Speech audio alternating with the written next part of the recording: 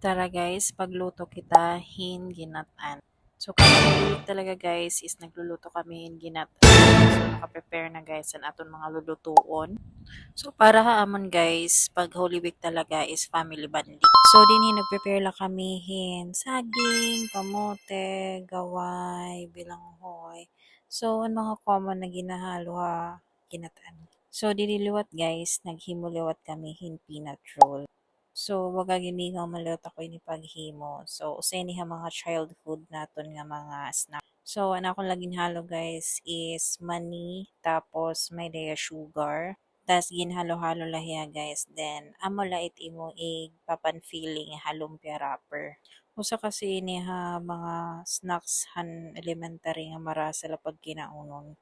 Kamo, anon iyo mga favorite snacks nga mga barato lang ang masayon himuon ha iyo? Amo kasi ni an bagan favorite na ko niya ngan gusto ko lang hiya maghimo didi ha balay. Then after paghalo is butang na namon niya ha lumpia wrapper. So very simple na talaga tiya paghimo guys. Then may snacks na kamo. So didiliwat guys is pumatong na talaga nak sister para magkuha na hinos ka kaldero na ginatan. So naghatagyap kita naton mga neighboring countries.